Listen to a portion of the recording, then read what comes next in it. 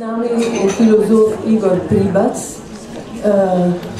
Kot vidite, sva se ravno kar igrala za eno čudovito igračko, tamle ima eno ogromno knjižnico in to je tudi eno dokazal, da Igor Pribac ne živi v slonokoščenem stolpu, kot je naš predsodek, da živijo filozofi.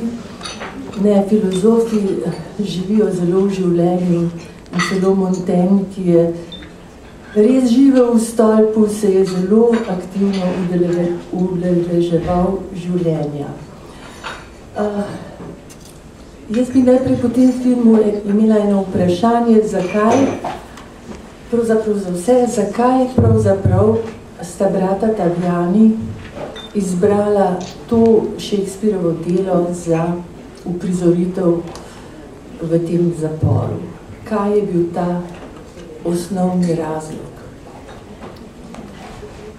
Mogoče ima kdo od občinstva kakšno idejo v zvezi s tem? Sicer bomo pa našega gosta prosili, kaj on misli. Ja, najprej z veseljem vse vas, ki ste tu, pozdravljam.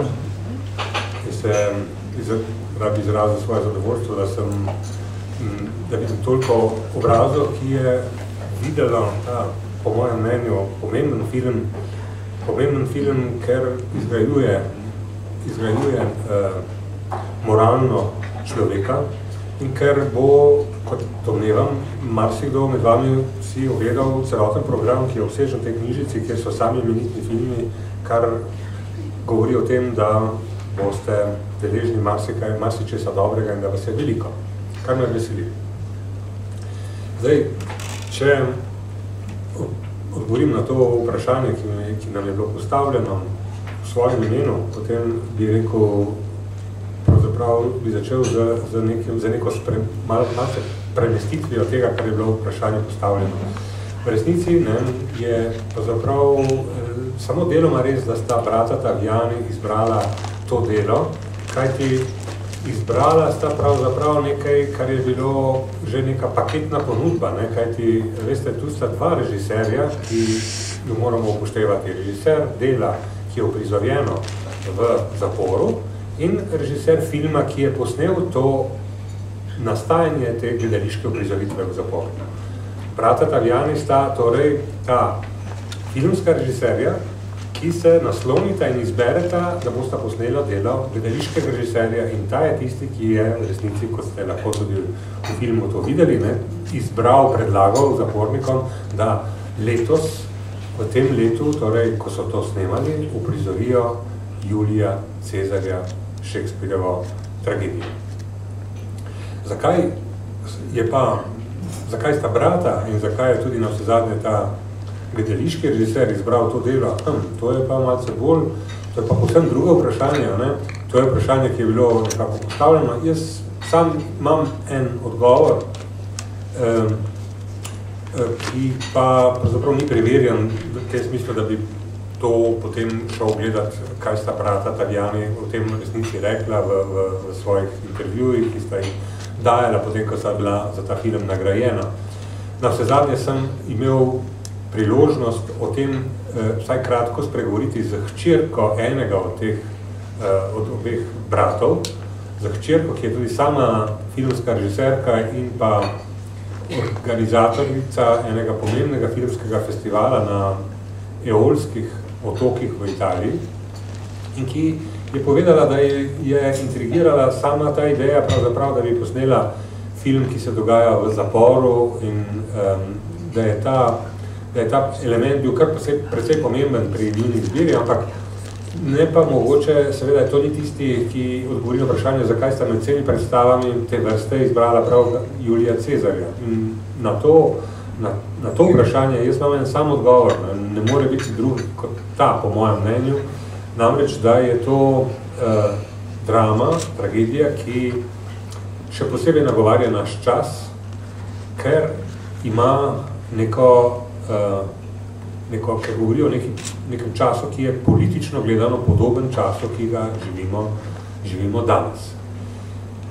Ona dva režiserja namreč sta verjetno imela v mislih zlasti italijansko situacijo, zlasti sta imela v mislih oblast Silvia Berlusconija, vendar je ta slika, ki sta jo morda imela v mislih, danes postala vseevropska slika, vsaj v nekem smislu, in tudi na nek način svetovna slika.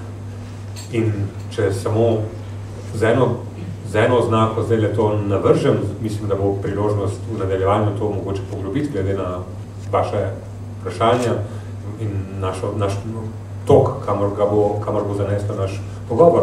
Ta čas je čas prehoda v primeru Julija Cezarja iz republikanske ureditve v cesarstvo, v torej vladavino enega, v našem času pa čas majanja, lahko rečemo, demokratične ureditve oziroma majanja temu, kar rečemo pri nas prva, pravilne bi bilo reči druga republika, in v Italiji imajo prav tako en tak prehod, govorijo prav tako o prehodu v drugo republiko.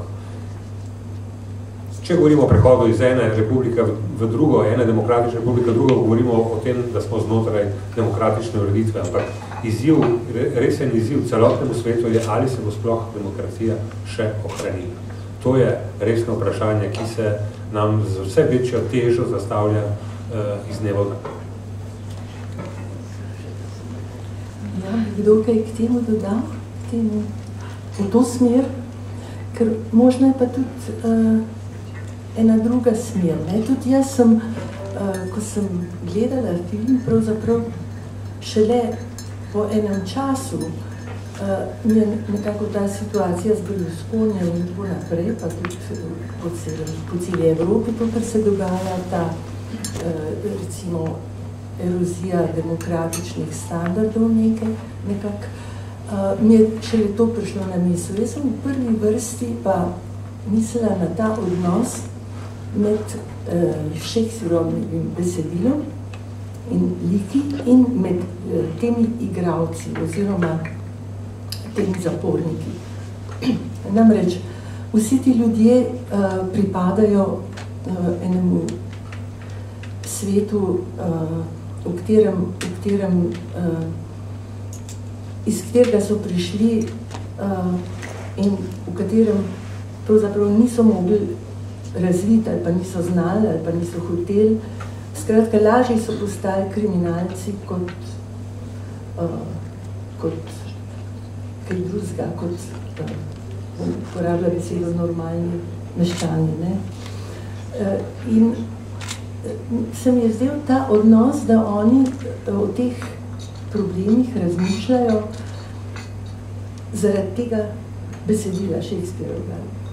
In tudi konc filma me napeljuje v to, ne, da je pravzaprav zelo ekspliciten in nekateri kritiki so v bistvu to Italijanijom tudi zamerili, da je na koncu ta Cezar, ne, reče šele, ko sem izkusil umetnost, čutim, da sem v zaporu. Ne.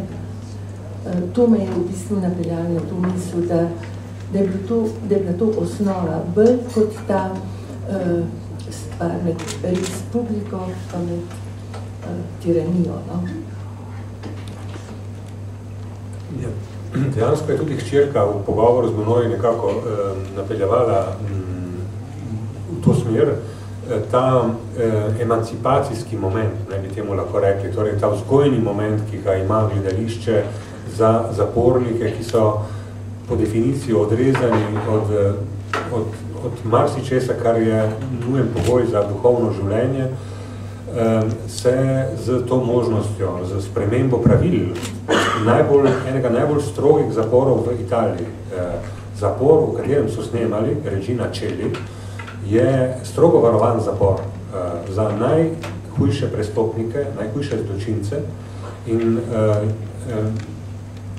videli ste, da je upravnik zapora v nekem trenutku rekel, seveda bomo spremenili režim zapora za potrebe snemanja in seveda, ker je bila tu zraven še filmska ekipa, ki je seveda nekako nevidna, ki je stala za kamero, ki nam omogoča ogled tega filma, je bilo verjetno treba tokrat narediti še večje izjeme, kot jih sicer delajo.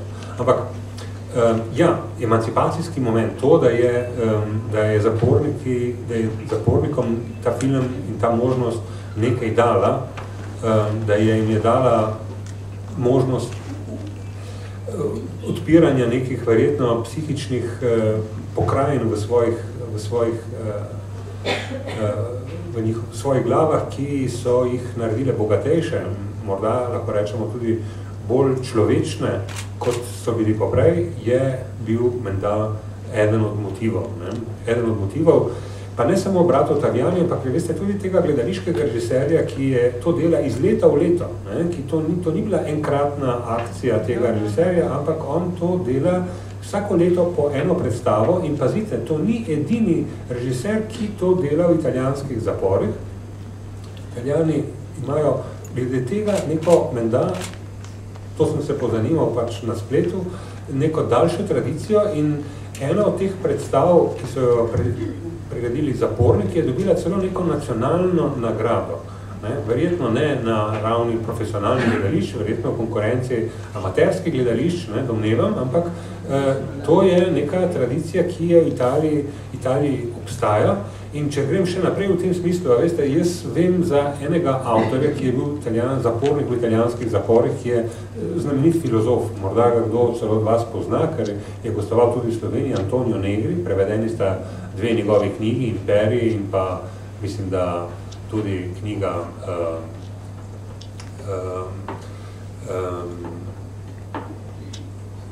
Mnoštvo oziroma Multituda, mislim, da sta to dve knjigi, ki sta prevedeni v slovenščino, pa še njegovi predhodni spisi o Marksu, kajti začel je kot marksist, ki je bil v nekem trenutku obtožen subverzivne dejavnosti in bil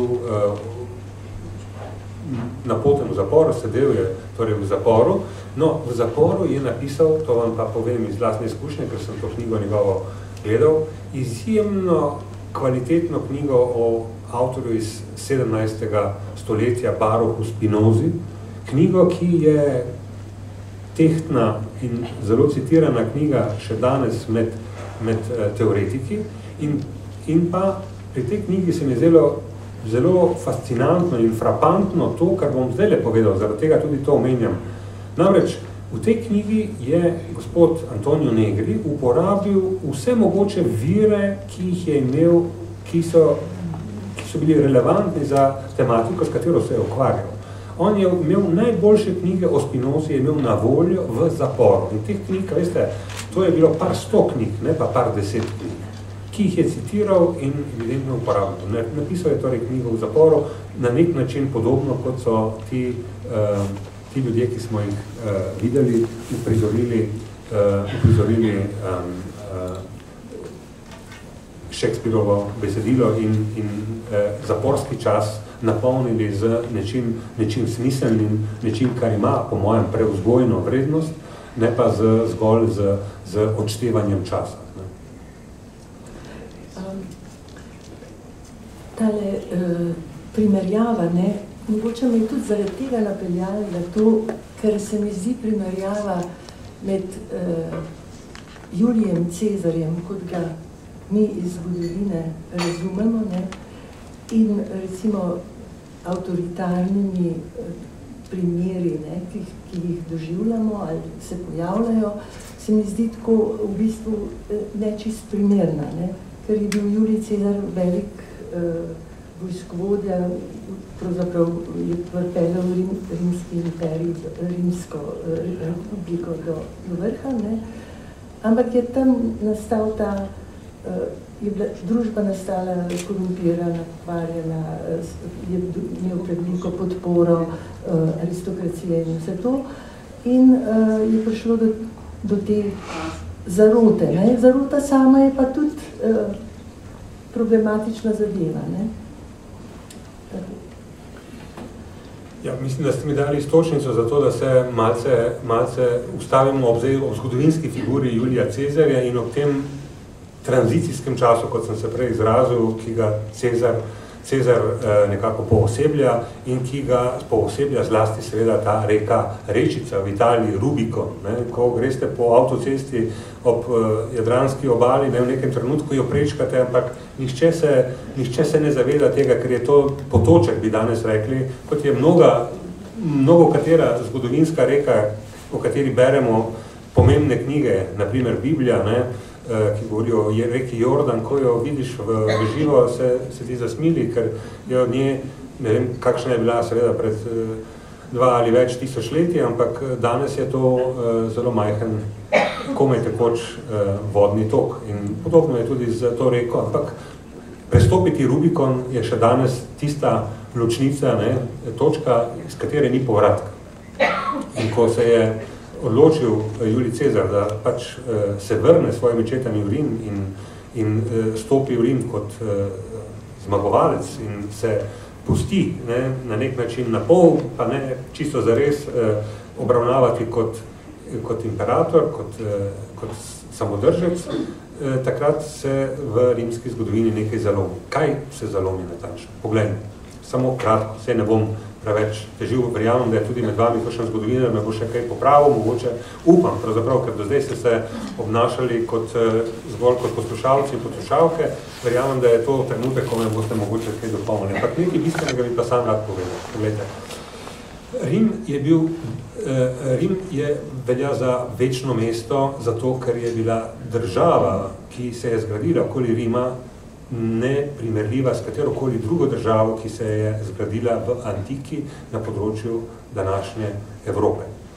V redu, da imamo tukaj Aleksandrov imperij, nekaj drugega je in na vse zadnje nekaj bolj kratkotrajnega. Imamo Kitajsko, ki je prav tako še kako dolgo živa in velika državna tvorba, ampak na evropskem teritoriju je Rim brez primera.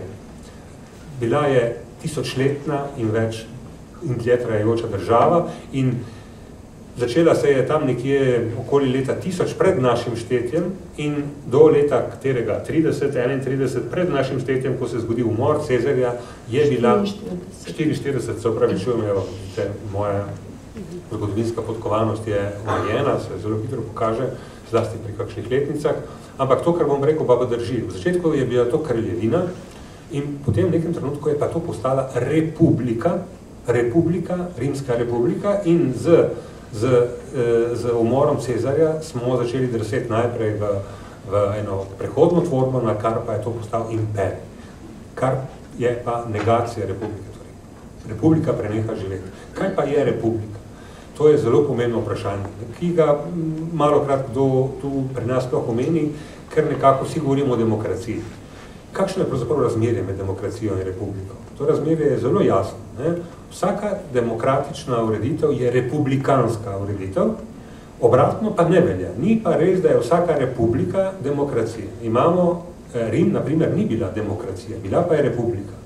Torej, republika, bomo rekli za lažje razumevanje, je neka ureditev, ki je zelo blizu in na nek način zgodovinski predhodnik demokratične ureditve. Kaj pa je na republiki tisto, kar republiko zaznamuje? Republiko zaznamuje ideja, da lahko ljudje sicer imajo različne statuse znotraj te republike. Eni imajo malo več politične moči, drugi pa malo manj, ampak tudi tisti, ki imajo najmanj, imajo neko moč, neko določeno, čeprav zelo majhno moč, vplivati na odločitve, ki jih sprejema oblast v imenu celotne politične skupnosti. Torej, lahko se daje svoj pristanek ali pa ga odtegne.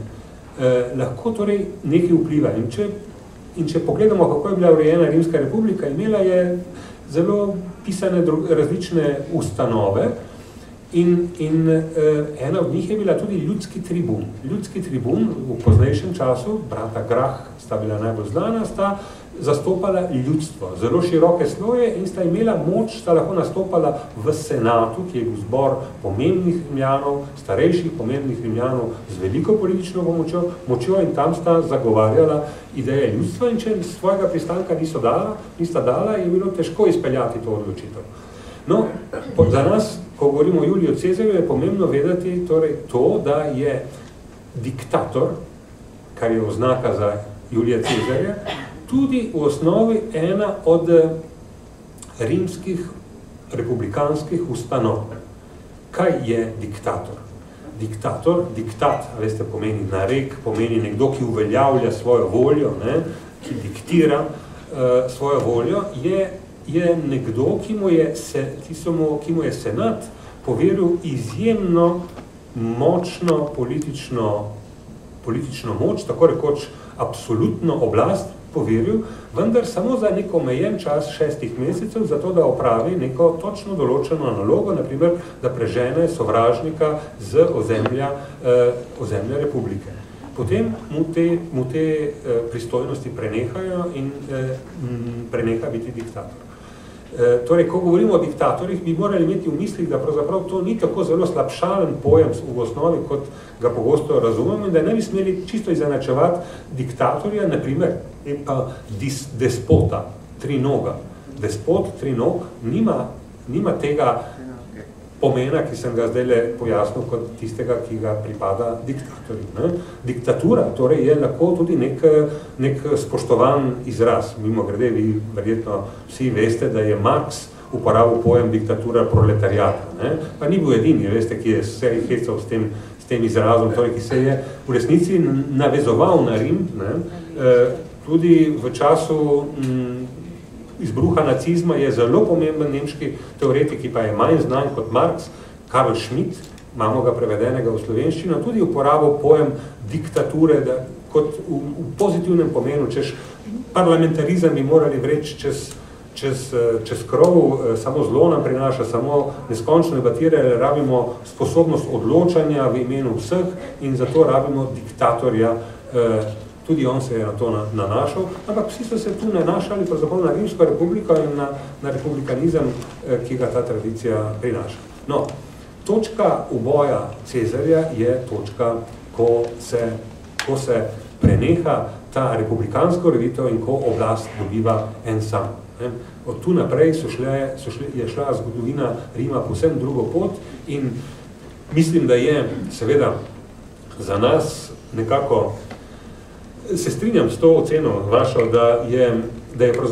da sta obe potezi tule dvomljivi, ne? Da je dvomljiva seveda tako poteza Cezarja, ki se je vrnil v Rim in presegel, ne, torej svoje omejitve pooblastil, s tem, ko se je vrnil v Rim,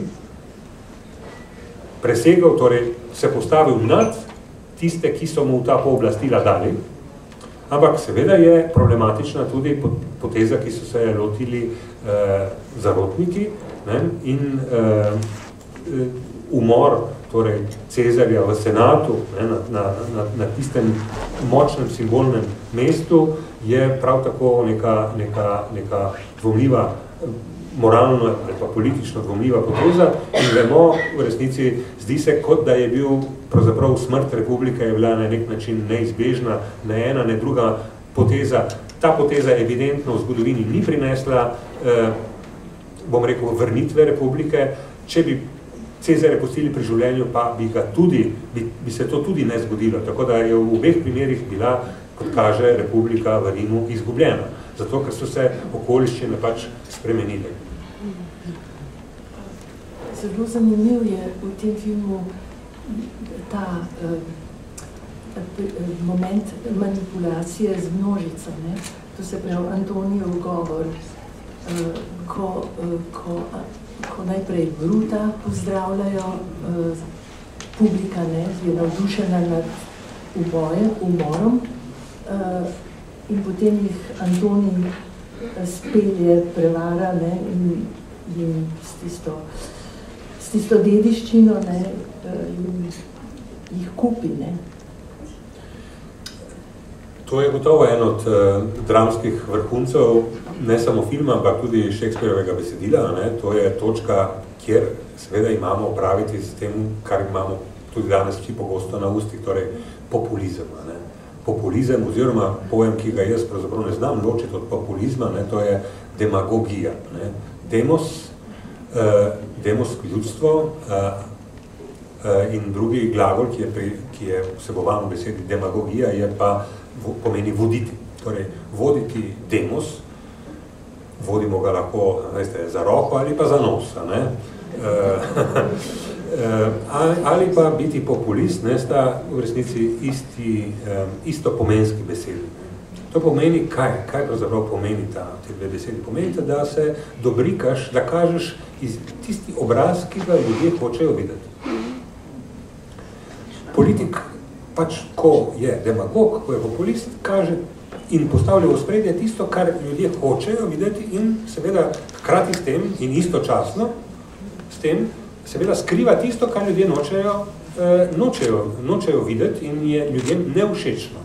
S tem, ko to naredi, se zgodi gotovo nekaj. Zgodi se to, da postane sam všečen, ker seveda je prinašalec dobrih novic in ne prinašalec slabih novic. Kaj je z resničnostjo, kaj je z stvarnostjo tega, kar govori in pomembnostjo tega, kar govori, to so seveda tiste stvari, ki v tej logiki odpadejo, zginejo v ozadje kot nepomembne, se pač umaknejo nekam. Ne?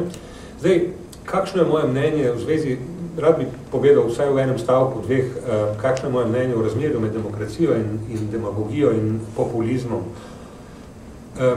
Sprašujejo se, mnogi se sprašujemo, ne? Zdaj, kako je zdaj s tem? Demokracija, ja, populizem pa ne. Ampak, bodimo resni. Ali si mislite, da v času volitev, da je mogoče imeti demokracijo in ne imeti populizma? Ni mogoče.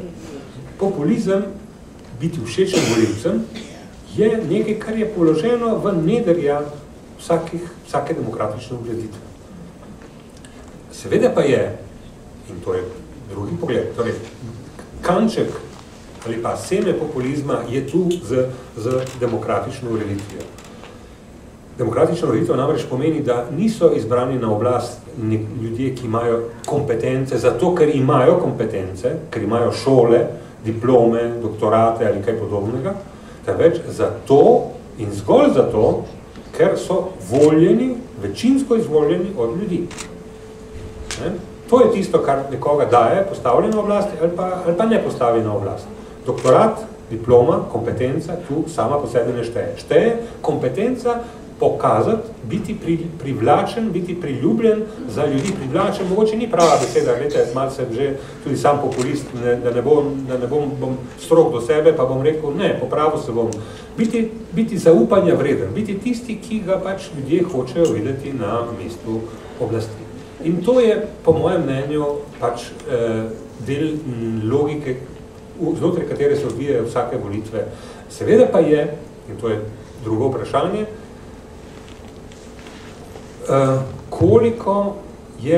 koliko so ljudje zreli in koliko znajo prepoznati najbolj cenene in mogoče bom rekel zavajajoče in morda celo lažnive oblike nagovarjanja in jih potem, ko jih prepoznajo, tudi znajo kaznovati s tem, da jih ne izberejo. To je pa neko drugo vprašanje, ki zadeva vsakega od nas, kot ko smo volivci. Ali znamo, ali smo dovolj zreli za to, da vidimo, da nam nekdo prodaja, kot rečemo, kako je, sadi rožice, to je izraz, ki se zdaj uveljavlja. Ne? Ali nekdo sadi zgolj rožice, pa nima ne sadik, ne zemlje, ne znanja o tem, kako se to počne, in bi rad sredi zime to počel, čeprav se rožice sadijo v kakšnem drugem letnem času. Ne? To je pa nekaj drugega in to je seveda odvisno od, recimo temu, politične kulture. V Rimu, a veste, politična kultura ni bila, ljudstva gotovo ni bila zelo visoka. A ne, to pa ne.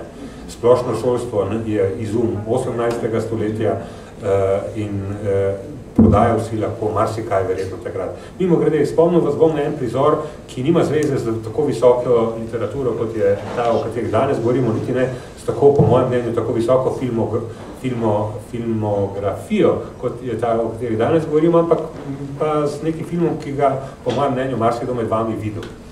Govorimo o Gladiatorju. Ste videli, a ne, ta film? Tam je en prizor, ki ga jaz študentom vselej znova nekako omenim, ko govorimo o rimskem republikanizmu. Ko imate boj gladiatorja, Russella Crowe v areni in ko proti pričakovanjem premaga vse ovire in je tam ta cesar Commodus, mislim, da se tako imenuje, Joaquin Phoenix, ne, ki bi najraje bi dal usmrtiti gladiatorja. Ne. In se tam, mislim, da kamera poigrava s tem njegovim palcem, ki je, veste, palec navzgor, živi, palec navzdol, smrt.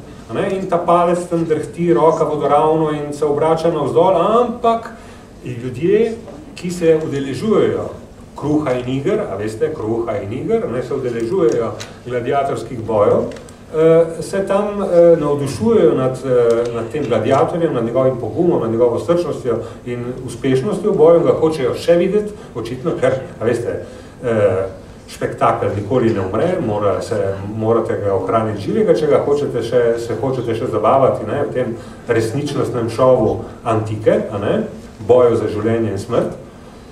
In se seveda navdušujejo vse bolj glasno in ta palec, ki se obrača nekaj časa navzdol, pazite, in govorimo o cesarju, smo že v cesarstvu, to smo v 3. 4. stoletju, ko se to dogaja, ne, se potem vendarle obrne navzgor. On ima absolutno oblast. Cesar takrat ni poslušal nikogar.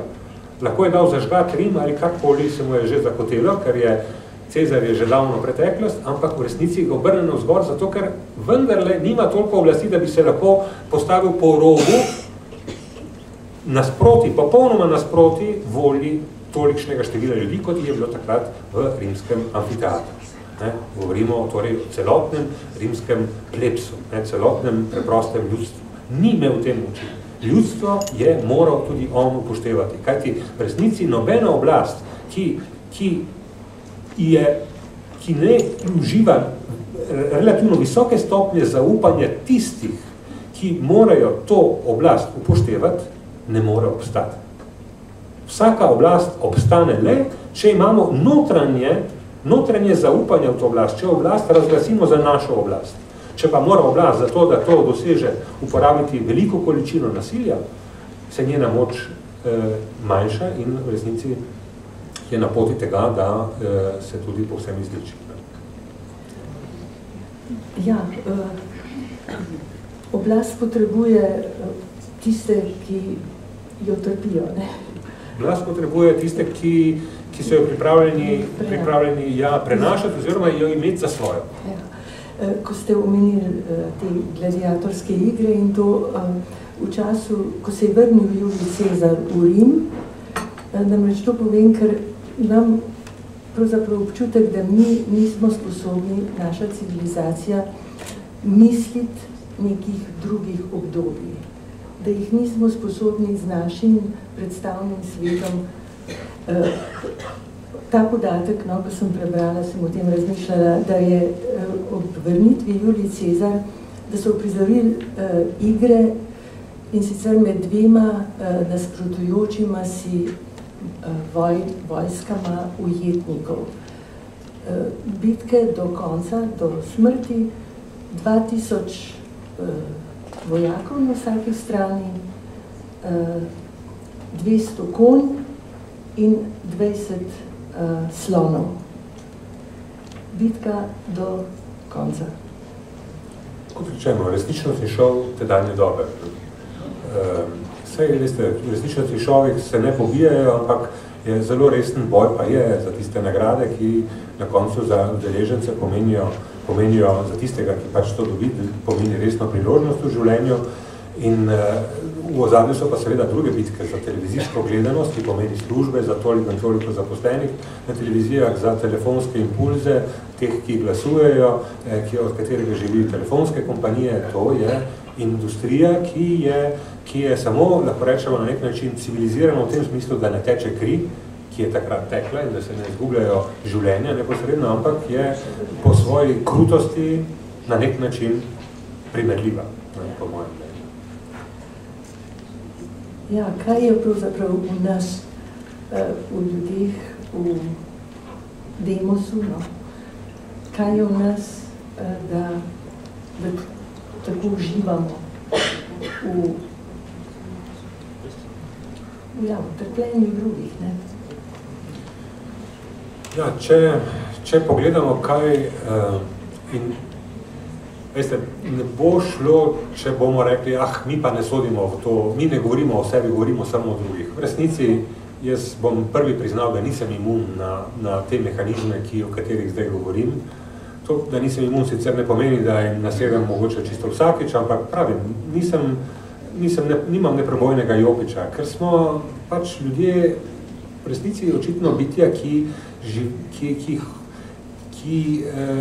do neke mere rabimo, dajemo prednost, groznim informacijam, tragičnim informacijam pred dobrimi novicami. Če je nekdo uspel v nečem, nas to ne bo posebej pritegnilo nas bo, če bo nekdo dramatično, tragično ne uspel v nečem. Solze, močne reakcije, trenutek, ko nekdo pade iz ravnovesja, iz psihičnega ravnovesja pred kamero in se zgodi pred kamero neka drama, solz, smeha, srda ali česa podobnega, je veliko bolj zanimiv kot trenutek, kot tisti dolgi trenutki, ko se vlečejo, ko sogovornik pred kamero obvladuje situacijo, da je umirjene odgovore, kje so netične miš, torej se izmika vprašanjem. To nas ne zanima. Zanima nas tisti trenutek, ko se bo zgodil nek zlom, ko bo iz njega prišla neka skrbno varovana resnica, neko močno, neobvladljivo notranje stališče, ki se bo pokazalo kot drama, ki nas bo pritegnila. To je, ko smo televizijski gledalci, delujemo tako, priznajmo si. Jaz bom to naredil kot prvi, zato da bo mogoče še komu drugemu lažje. Je tako. In na vse zadnje tudi ta film, ki smo ga danes videli, jaz ne vem, kako ste ga vi doživljali, ampak kateri se vam je zdel najmočnejši prizor vam? Jaz bom vprašal vas zdaj, res me zanima. Jaz bom povedal, kateri je meni najmočnejši, ampak bi mogoče rad to slišal od koga med vami, preden jaz povem svoj izbor. Mislim, da je nek izbor, ki se ponuja vsem, torej verjamem, da je še za koga drugega, ne samo zame, najmočnejši v filmu. Jaz sem se, ko sem prvič to gledal, kar zdrznil. Prosim. Zame je človeškega stališča najmočnejše, ko vstopajo nazaj v celice. Za samo osebnost. Nekako jim je ta igra le pomenila nek košček življenja, ki ga nikoli niso bili navajeni, neko razmišljanje največ. Vstop v celico je pa spet vstop v realnost, ki je za njih zelo, zelo kruten. Verjetno ti ljudje so res prihajali iz socialnega dna, verjetno so tudi zatošili v razne podvige, ki so jih pripeljali do te situacije, v kateri so in jih čisto človeško vidim kot zgolj tragično usode. Izdam, da se vaš izbor razlikuje od mojega, torej vi ste me presenetili, ampak znam, da je tudi ta kar močen. Konec filma je kar močen, gotovo. Ampak emotivno, ali pa niti ne bom, če rekel emotivno, ampak kateri tisti trenutek, ko me je najbolj pribil na stol nekako, ko sem skoraj da odrevenel od moči podob, ki so se mi kazale, je pa en drug. In zdaj bomo videli, kaj so izbori že koga drugega. Mislim, da takrat, ko predstavljajo se sami kot igralci, ne? Vi ste tudi to hoteli reči. A še kdo tako misli? Vidim neki glav, ki... se od sebe dati na en način ukazati. Jaz bi rekla, te paralelni prizori z Nikomem, ta moment nismo še do zdaj omenjali. Oni prihajajo iz mafijskega okolja, večina, nekaj smo videli, in tele izdaje prijateljev, likvidacije, vse tisti šefi, vse to so z velike paralela. Jaz mislim, da so se oni tam najdli. In vsi ti prizori se oni spomnijo na svoje domače življenje, prejšnje, ko govorijo Shakespearove besede, to je meni bilo zelo tako, ker oni so se tam videli, da govorijo pravzaprav o sebi, ne. Soočili so se, da je pravzaprav isto. Zelo močna paralela med njihovim okoljem in Shakespearovo dramo. Vi ste upozorili na en zanimiv moment za interpretacijo filma, ki je nedvomno zelo zanimiv, in Ampak, če pa pokazali, kdaj se vam je ta paralela utrnila v spomin, jaz mislim, da bi se vrnili natančno na ta prizor, na katerega so opozorili tule nekateri, in je tudi moj izbor. Torej, takrat, ko se predstavljajo kot igralci, takrat, ko jih vidiš, ko imajo veliki plan, kot se reče, ko nastopajo z vsem svojim telesom pred kamero in kamera zajame samo njih in nič drugega in povejo, pazite, dvakrat isto besedilo v dveh vlogah. Oni morajo dokazati svojo igralskost. Enkrat, mislim, da je žalostna naloga, nekako ob slovesu, se predstavijo se ob slovesu in predstavijo se kot zmagovalci ali nekaj podobnega, zmagoviti podobni, kot jezni, to je naloga. Kot jezni, torej te dve emotivno močni nabiti vlogi, takrat začutiš, vidiš, kako resnici je takrat, ko so ob slovesu, so človeški, so taki, da jih lahko prepoznaš kot soseda, ne vem kaj, ko pa pokažejo svojo jezo, se pa te pa srh spreleti, vsaj mene je in verjetno še koga drugega, ker se zaveš tega, da imaš opravka z zločinci, ki so ubijali. In takrat ne moreš drugega kot to, da pomisliš, ali pa če tega ne narediš takrat, to narediš malo kasneje, oni kujejo zaroto zoper Cezarja na način, na katerega so kovali zarote, verjetno kot mafijski ljudje, ko so pripravili atentate na tega ali onega ali tretjega. Igrajo torej v zaporu, igrajo to, kar so predtem počeli v življenju in kar jih je stalo zapora. In v zaporu igrajo nekaj, kar je v zaporu, v drugem kontekstu, v kontekstu Shakespearove drame, za njih neka izkušnja počlovečenja. In to je zelo zanimiv moment, ki je nedvomno intrigiral brate Taviani, prav gotovo, gotovo je to, ampak če govorimo o filmični moči, o tem, da te pribije na stol, kot rečemo, mislim, da je ta prizor, ko oni igrajo, ko se drug za drugim predstavijo v teh dveh vlogah, ko povejo isto besedilo, nekaj srhljivo močnega, kar mi je ostalo ogromno časa v spominu in mogoče se mi ne bo izbrisano sploh.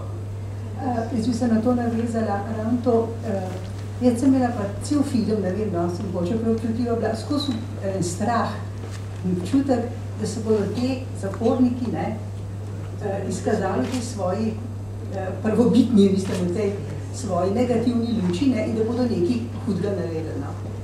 Jaz sem se skozi neki, tako, pod navednicami, bala, da se bo tle pa zdaj nekaj groznega zgodilo tudi strani teh zapornikov. Nekako mogoče nisem zaupala, to je čisto moj tak občutek. To mislim, da pomeni, da vas je bilo malce strah, da ste se vse skozi zavedali, da so to nevarni ljudi. In so bili veristični v tem igranju zarotnikov, pripravljavcev, torej umora, govorimo o atentatorjih, o morilcih, da so bili veristični in film je s tem dosegel že pri vas zagotovo neko stopnjo kvalitete, ki jo mora film doseči. Vi ste se uživeli lahko v to, kar so oni počeli. Se bojim, da kar preveč, Mogoče niso bili, ne vem, kako sijajni igralci, mogoče besedilo je bilo malce preveč monotono izrečeno, ampak so imeli vendarle neko prepričevalno moč, ki je ključna za film. Film te moraš se počutiti, da je to, kar se dogaja resnično in brata Taviani sta s tem izborom, s to kombinacijo elementov dosegla to, tako da sta iz neigralcev, iz amaterjev, iz naturščikov, kot rečemo, ki so se priučili igralstva v nekih bornih par vajah, očitno, sta dosegla nek učinek, ki je maksimalen. In vseh nas je pribil strah v tem ali onem momentu, ali vse momente, nas je držalo to. Ja, pa še to nas je držalo, tudi zaradi teh resničnostnih šovov najbrž, nas je tudi to držalo, ker oni so le tekmovali za te vloge. Oni so bili konkurenti. Oni so se borili za to, ker so verili, da mogoče jim bo to prineslo nekoče mejno olajšavo ali bo kaj. Vse sort je bilo za tem, vse sort špekulacije. Ampak oni so se borili in ta borba, ker je bila krvava, v bistvu nisem šlo za res, je dala še dodatno verodostojnost temu dogajanju. Skratka, bilo je res to je bilo pretresljivo. Gotovo je tudi to, kar pravite, res. Borili so se že zato, da so lahko stopili ven iz celica. Veste, te ljudje, ki so snemali, so bili nagrajeni že s tem, da so imeli poseben režim. Drugo nagrada, ki je prišla na koncu filma, veste, vsakdo se predstavi in pove, kaj dela, nekateri so izdali knjige, a veste, to pomeni, en je bil oproščen na podlagi tega in tako naprej, to so seveda velike bonitete, izjemno velike. Brut se je sploh vrnil, Brut ni bil v zaporu, Brut je ta Strijano se piše, on je že v Gomori nastopil in je pravzaprav je zdaj filmski igralec, ker je dober, ne? Lahko jaz sam še nekaj rečem. Veliko krat, ko gledamo filme, pozabimo, da pravzaprav veliko samih sebe tudi vidimo v tem. Z vami bi se zelo strinjala glede začetka pa predstavitve, ne?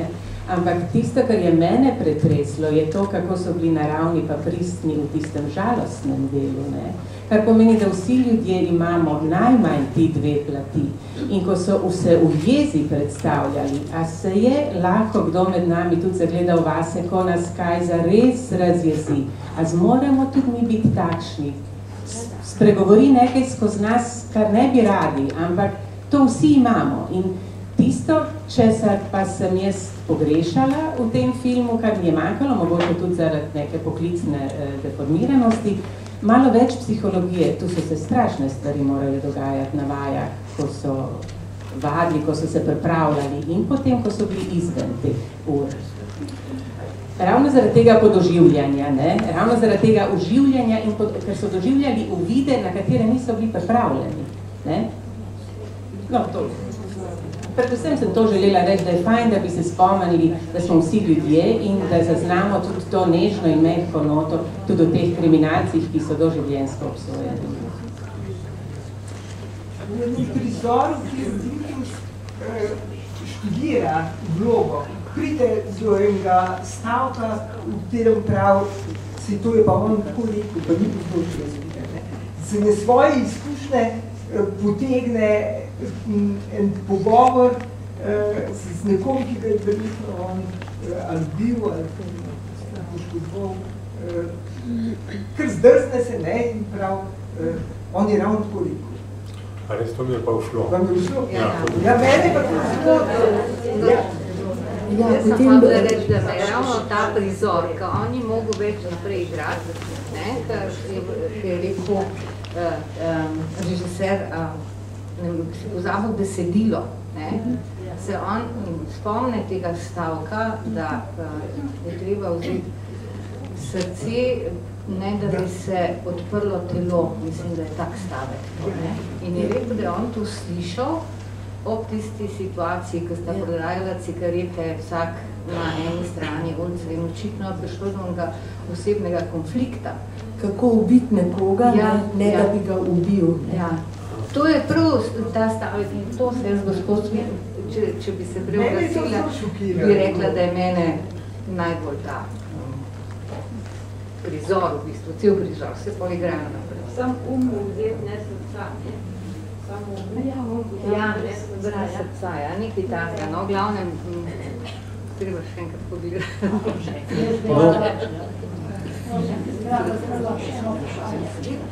Filmi danes, posebno ti, ki so že po zgodovini povsem zelo močni, ker prikazujejo življenje različnih časov dob, ampak isti cilj je kako človeku dati tisti razvoj kvalitet naprej. To se pa ne samo za jutri, za enega, ampak za cel svet, ker se ponavljajo iste stvari, samo malo obliko, kako pač kdo to prikaže. In povejte mi, kako vi gledate na ta razvoj. Danes imamo zgodilno znanje, velik, močen porast v kratkem času, ampak ravno gospodarstvo, to se pravi to, kar rabimo vsi, ker če način kdo ne bo šel niti na film, ali bo pa ne želel, da umre.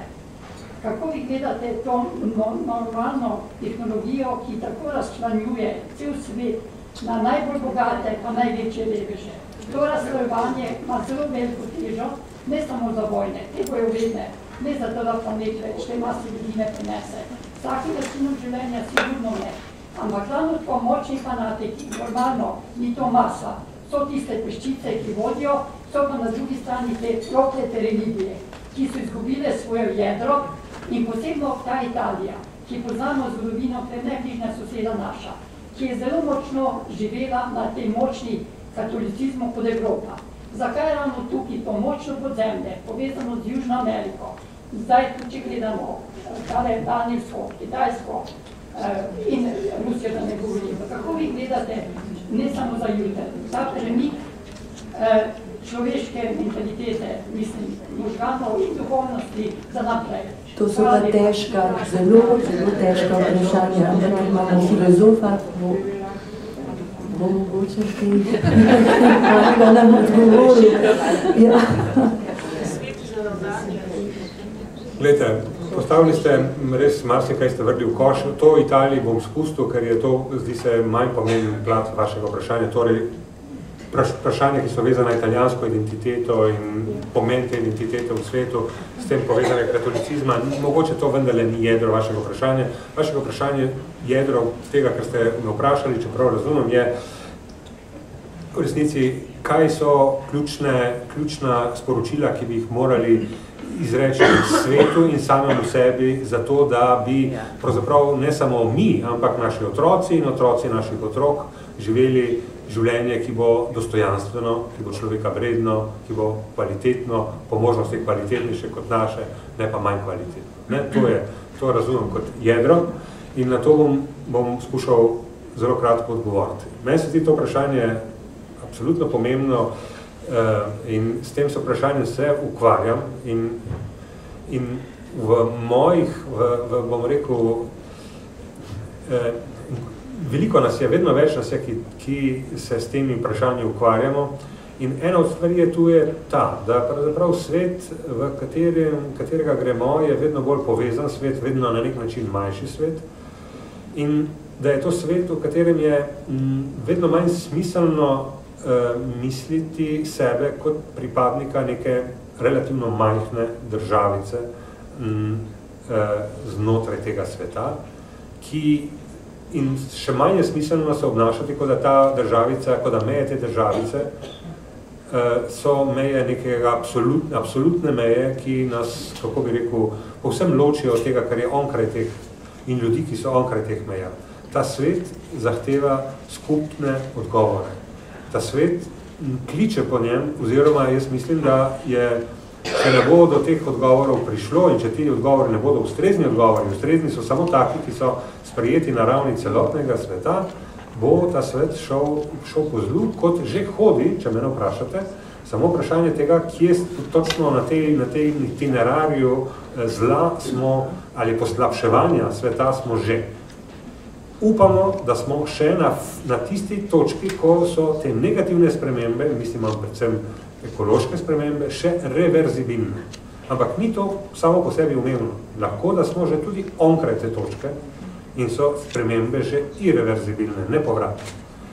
Zato, da bi se temu postavili po robu, pa moramo začeti misliti onkraj naših meja in razumeti politično angažiranje, ne kot nekaj, kar se izčrpa znotraj nacionalne, državne politike, ampak nekaj, kar ima tu svoje osnovno oporišče, ampak kar mora seči onkraj teh meja, kar mora seči v našem primeru v Evropo in še bolj v svet.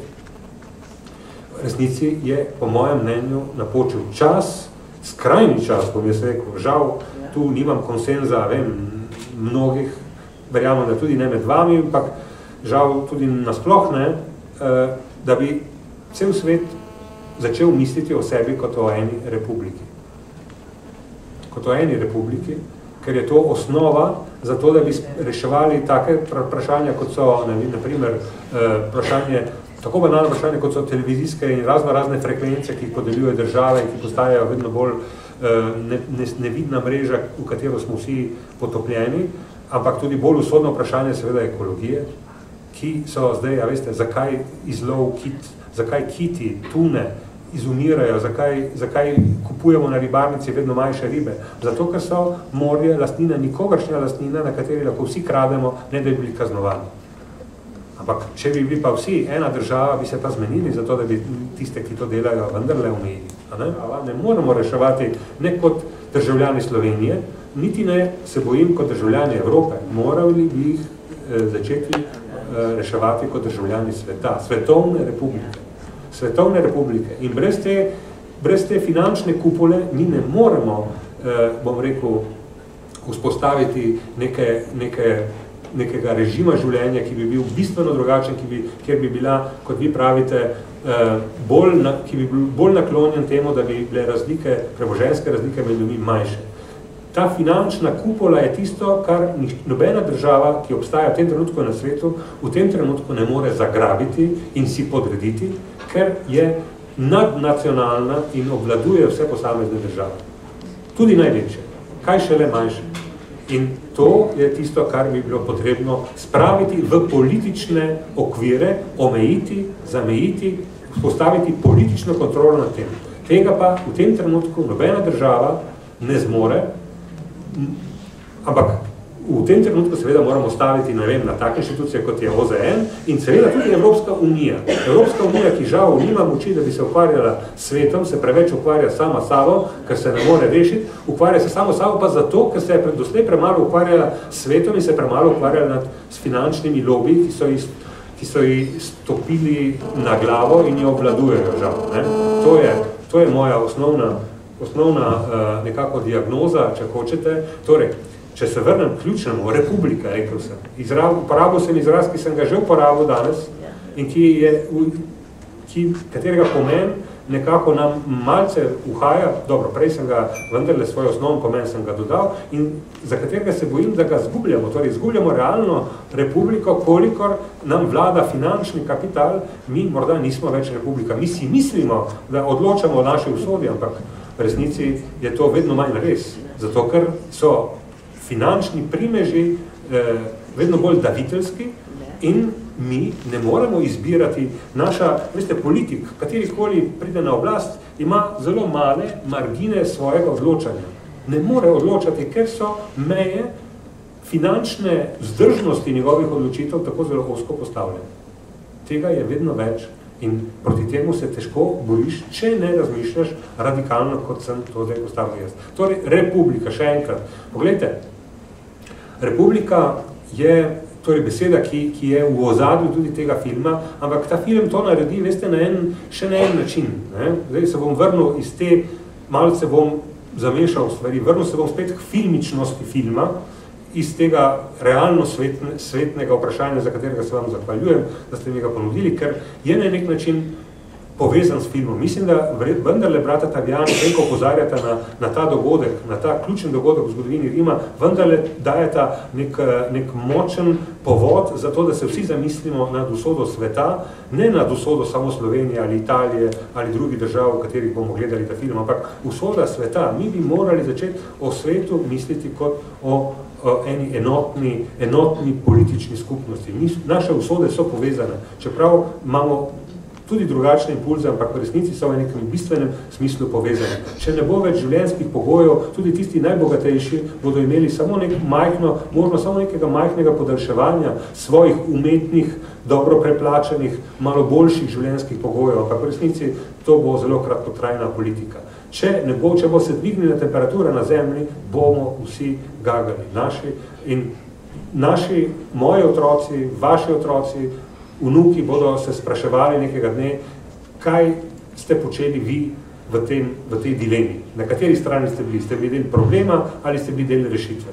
To je neka sodba, ki nas vse čaka, po mojem mnenju. Prihodnje generacije jo bodo izrekale. O nas posamezno in vseh skupaj. Ampak zdaj, če mi dovolite, še enkrat se vrnem na filmičnost. Poglejte, republika je seveda res publika. Res publika pomeni javna stvar. Ampak, veste, javnost je ena beseda, tista, ki smo jo nekako zgubili na tej poti. Mi Slovenci, bom rekel zdaj. Kdaj smo zadnjič v javnosti zaznali kakšen razmislek o tem, kaj sploh je javnost? Odgovor ni tako lahek, veste. Ni to samo, rekel sem to kot retorično vprašanje, ne pričakujem odgovor, ampak odgovor, kaj je javnost in kaj ni javnost, ni lahek odgovor, niti za teorijo, niti za najboljše mislece. V resnici je zahteven odgovor. Smo pa postali vsi strokovnjaki in aktivni deležnici nekega pomena te javnosti, ki ni tisti osnoven in političen pomen. Vsi smo javnost, ko gledamo, a veste, ko gledamo oddaje. Smo javnost, kot smo publika. Smo publika pred televizijo. smo gledalci nekih predstav, jaz bom rekel resničnostnih šov. V tem smislu, kot sem zdaj povedal, resnična politika in resnični problemi tega sveta so problemi, ki ostanejo pogosto onkraj tega, o čemer mislimo in zmoremo odločati, ker je stvar tako nastavljena. In zato je torej vse to, kar gledamo, neke vrste resničnostni šov, če hočete, vedno bolj. In mi smo publika v tem smislu. Kje je to navzoče v filmu? Je navzoče. Tudi v tem je film, po mojem, izredno intriganten in se ga morda tudi zato splača še enkrat gledati, kajti, če pomislite, imate vse skozi v filmu, imate različne plasti publike, ki gleda neko predstavo. Gledajte, imate Shakespearea, ki je predmet ene gledališke predstave. Publika te gledališke predstave je filmska ekipa, ki snema film za nas. Ampak imamo potem še publiko, ki pride gledati predstavo. To so sorodniki obsojencev, ki nastopajo, ki imamo v barvah na koncu filma prikazane. Torej, publika iz zunanjega sveta pride v ta notranji svet, zaporniški svet, omejen svet za zapornico. Ne? In imamo še neko publiko, ki je tudi zanimiva, v zaporu imamo paznike, ki tudi komentirajo, kot izlože v gledališču, v nekem trenutku zgoraj se naslonijo na drog in gledajo, kaj delajo te zaporniki in se ukvarjajo malce s svojimi zasebnimi zadevami, o tem, kdaj gresta ven, kdaj neke žigalice, kaj svem, cigareto pokaditi ali malico ali nekaj tam, nekaj, kar nima nobene zveze, ne? Tudi to imamo v filmu. Skratka, film je ena cela refleksija o različnih publikah, o publiki v publiki, o tem, kako smo to, kar je bila nekoč republika, naredili za neko predstavo, v kateri ena publika gleda drugo publiko in se vsi gledamo v neki neskončni hiši lož, kjer vsaka gleda lahko vse ostale nekako. Če je zelo poenostavim to stališče, morda ni čisto točno vsebovan. V tem smislu je film intriganten in sem še mogoče refleksijo na to, kar ste rekli malo prej, ko ste rekli, da pogrešate te drame, psihološke drame, vi ste bili to, teh posameznih akterjev. V resnici je film zelo discipliniran. To je izločil v celoti, nič od tega ni, torej nič ni noter naključno, vse je zelo premišljeno noter in to raven je povsem odrezal, mogoče prav zato si mislim, da je postavil v spredje te strukturne probleme, o katerih zdaj govorimo. Ravno te odnos publik do tega je nekaj zelo domišljenega v tem filmu in mislim, da tisto, kar daje temu filmu neko trajno vrednost. Toliko sem imel je zapovedati, ja? Ko ste da splošno govorili o svetu, potem ste pozabili na moralo. Jaz mislim, da je z moralo, ki je povsod na svetu, globoko na dnu, povezano zdaj vse, kar se dogaja in v ekologiji, in v ekonomiji, in v različnih sferah, da tega enostavno ni več. Da ljudje nimamo več meje, dokje smeš, kaj je pa že nemoralno. To je na splošno zdaj zelo nedoločena ličnica, bi rekla. Glejte, jaz se ne bom strinjal tu z vami, bom nekako, verjetno proti pričakovanjem bom rekel, da je to sodba, ki je ne morem sprejeti. Hkrati povem, da se s temi vprašanji profesionalno zelo intenzivno ukvarjam, da so to moja vprašanja. Jaz kot filozof se ne ukvarjam z vprašanji katerikoli, jaz se ukvarjam prav z moralnimi in političnimi vprašanji. To je moja specializacija. In ne bom se strinjal z vami, da je morala zginila, tudi se ne bom strinjal s tistimi, ki pravijo, da je naša kriza moralnih vrednot. Nasprotno bom rekel, da tisti, ki to mislite, da ste tako ali drugače preostri v svojih pogledih in to sem pripravljen zdaj vsaj malce nakratko pojasniti. Poglejte, kriza moralnih vrednot. Kriza moralnih vrednot. Tisti, ki to misli, po mojem mnenju, hoče reči, da ne vidi, da bi se te vrednote udejanile. Ne vidi, da bi življenje teklo po tirnicah, ki bi jih določale te vrednote. Torej, da se te vrednote niso uresničile. Ne? Mislim, da je to stališče tistih, ki to trdijo. In mislim, da je to stališče, veste, ki se mora soočiti z mojim protistališčem, ki pravi to. Če bi se vse vrednote uresničile, potem bi šele bila kriza vrednot, ker v resnici bi sploh ne o tem ne govorili več, ne bi bili niti ljudje, ne bi več presojali ničesar, ker bi to po nekem avtomatizmu verjetno se kar udejanjalo. Mi bi bili neke vrste avtomati, ki bi vse delali prav. V resnici smo ljudje vselej smo v kroničnem pomanjkanju uresničitve teh vrednot, ki jih imamo. Jaz mislim, da so vrednote, ki jih imamo zdaj, v resnici iste, kot smo jih imeli pred 50 leti. Reč, pravičnost, poštenost, svoboda, neka oblika enakosti, ne? In tako naprej, in tako naprej. Vprašanje, kaj je točno razumemo po te vrednote, ampak to so vrednote. Hočemo biti ljubljeni, seveda, ne? In tako naprej, hočemo biti srečni, to so vrednote. A se je tukaj spremenilo? Ni se. Nič se ni spremenilo, tudi ne more se spremeniti kaj dosti. Ne? Te vrednote so ostale, mi smo pa nezadovoljni s tem, kako se te vrednote v družbi uresničujejo. Ampak pozor, jaz bom rekel, nikoli nismo bili povsem zadovoljni v nobeni situaciji, nobena družba ni bila zadovoljna z uresničitvijo tega. Lahko rečemo, da smo zdaj, glede tega je zdaj mogoče slabše, kot je bilo. Mogoče pa lahko rečemo tudi, da se zdaj zavedamo tega, kako slabo je bilo že pred 10 leti, pravzaprav. In to bo zelo resnična trditev. A veste, če imamo zdaj neko slabo situacijo, se moramo zavedati tega, da ta slaba situacija je nastajala v zadnjih 20 letih. Ne?